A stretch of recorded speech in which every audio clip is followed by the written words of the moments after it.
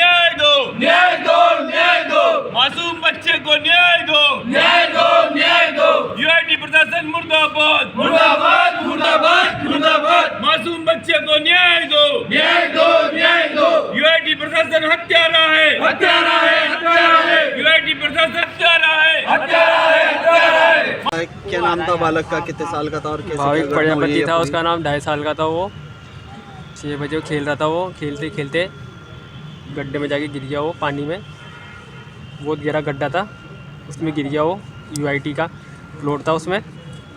ये कुछ पता चल पाया किसका प्लॉट था ये? नहीं पता चल पाया। यूआईटी प्लॉट नंबर आपको कैसे कैसे पता चला कि बच्चा पानी में डूबा हुआ है? किसी ने बताया था। यहाँ देखो, यहाँ देखो, फिर ढूंढा, फिर निकाला। फिर मेरे भैया ने, इतना गड्ढा था, इतना। कितने बच्चे हैं आपके?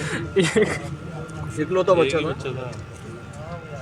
सुभाष नगर में लगातार आज से होते जा रहे, पहले भी एक मकान गिरने की घटना हुई है और आज एक मासूम बालक की डेथ हुई है। क्या कुछ कहना है आपका इस मामले को लेकर? देखिए कि पिछली कांग्रेस की सरकार के समय यूआईटी प्रशासन का पूरा ध्यान भ्रष्टाचार के अड्डे रिवर फ्रंट पर रहा।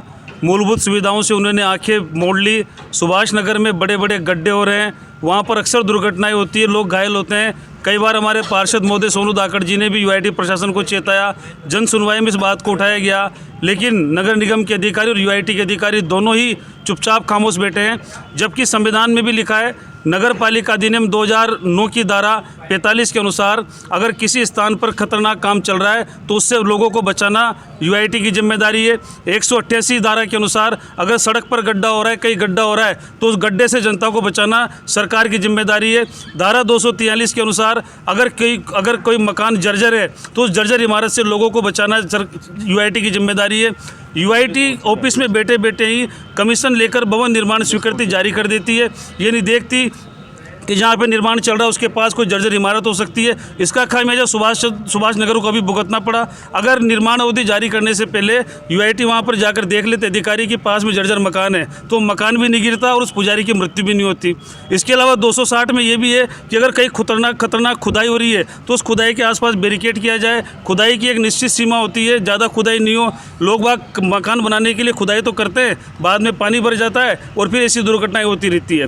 260 में ये भी है कि आपके मकान में के आसपास गड्ढे में पानी भरा नहीं होना चाहिए, ताकि कोई बच्चा, आज बाबक ने अपनी जान से हाथ धोया है, कल कोई दूसरा बच्चा अपनी जान से हाथ धोएगा।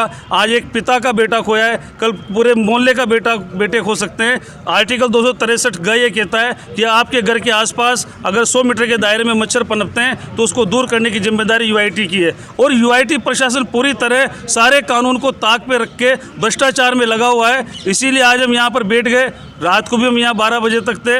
हमारी पूरी संवेदनाएं परिवार के साथ है। मैं खुद भी सुभाष नगर का निवासी हूँ। आज ये दुर्घटना भाई तुषार के साथ हुई है, कल मेरे साथ हो सकती है, परसों सोनू धाकड़ के साथ हो सकती है और किसी के भी साथ हो सकती है। मैं तो कहता हूँ भारत के प्रत्येक नागरिक की जिम्मेदारी करना सरकार का कर्तव्य है। हम यहाँ बैठे हैं। यूआईटी प्रशासन के खिलाफ हत्या का मुकदमा दर्ज होगा। उचित मुआवजा की मांग हमने की है। जब तक हम यहाँ से नहीं हटेंगे, जब तक अधिकारी यहाँ आकर हमसे बात नहीं करेंगे। आपके क्षेत्र में लगातार वारदातें हो रही है, आज मासूम बालक की डेथ हुई है। बिल्कुल क्या आपकी डिमांड रहेगी, क्या किस प्रकार से न्याय दिलाएंगे? यूआईटी की घोर लापरवाही के कारण आज एक मासूम बच्चे की जान गई है, किसी परिवार का चिराग बुझा है। सर्वप्रथम तो यूआईटी के ऊपर मुकदमा दर्ज हो और जिसका वो प्लॉट है उसके खिलाफ मुकदमा दर्ज हो और कड़ी कार्रवाई हो। क्षेत्र में कई अन्य प्लॉट है जो खाली पड़े हुए हैं, समुद्र बने हुए हैं, पानी से भरे हुए हैं।